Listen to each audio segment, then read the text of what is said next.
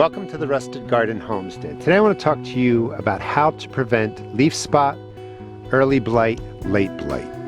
These are the common diseases that affect tomato plants. And my plants today, they're really green, they look good, they look healthy. Now, first thing to understand is and it's raining today, if you water from up above the plant or you're using a sprinkler, you're not causing fungal diseases. You're not causing the problem.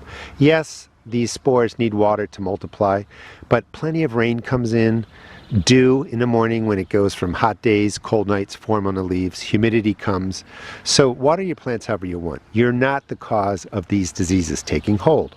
You also have to understand how the diseases come to the plants. So spores, typically for leaf spot and the blights, float in the air, come in on insects, overwinter in the ground.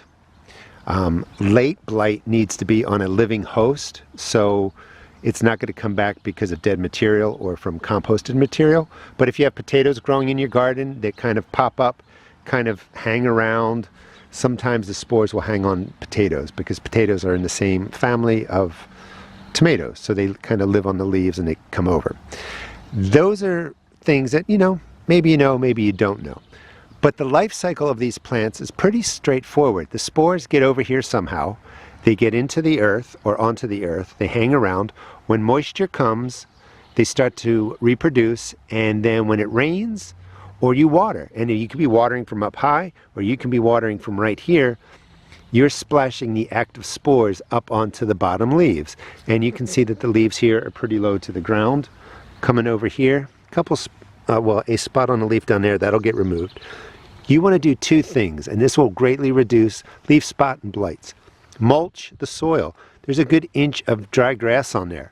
That keeps whatever spores are there from splashing up onto the lower leaves. Begin to remove the leaves. I have to remove more this weekend so that there's a good gap of 10 to 12 inches here, and you have to do that slowly as the tomato plant grows taller. So you're interrupting the way that the spores get onto the bottom leaves. Also regularly put down more grass clippings because maybe the spores come, they land on top of this grass, you put more on top, and you're continually covering over the spores for the leaf spots and the blights. Greatly reduces the damage that comes to your plant. So we got the mulch, we're creating a gap. Watering, it really doesn't matter, that's up to you. Then you want to start a spray, a preventative spray of any kind of fungicide works. I use hydrogen peroxide to clean the leaves. I use baking soda spray, and that really is what helps prevent these leaves, prevent these diseases from taking hold on the leaves. I just wanted to talk about that a little bit because people get confused that if they water from the top, they cause the fungus. The fungi usually start at the bottom, splash up, work their way up the plant. Regular spray routine. That means about every 7 to 10 days you're spraying the plants, putting on the antifungal, and you're really kind of creating the barrier on the soil with mulch regularly, adding more on throughout the season, and then cutting up the leaves below.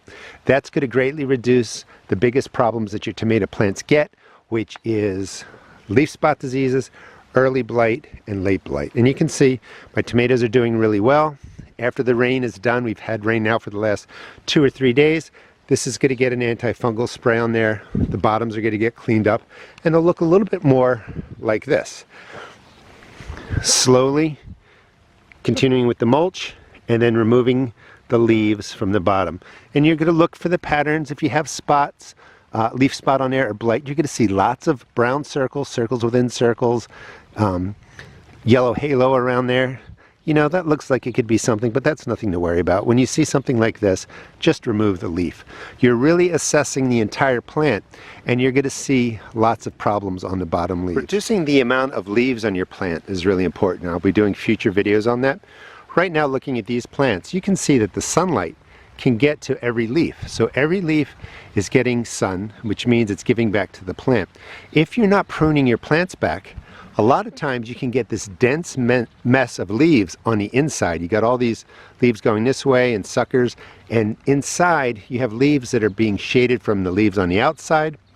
That just makes for a great home for all these diseases to take hold, and also pest issues, but for these diseases to take hold. So one of the strategies with pruning is removing leaves that aren't going to get maximum sun, and that's really, getting inside and taking out any leaves in here. These are these are pruned to a single stem. Those are pruned to a double stem. So I've done a lot of pruning on these already. But if you let a plant go, it gets really massive, and that core of the plant is really a place where diseases like to hang out. If you do see the problems, right away, spray the antifungal, remove the damaged leaves, get the mulch down, get the leaves cut up, and that will make a difference. And please subscribe. I'll show you how I prune these plants, how I take care of them over the season, and how you can do different things to continue to get a good amount of tomatoes, but also reduce the risk of disease. Thanks for watching. Please check out my seed shop at therustedgarden.com. Thanks for watching.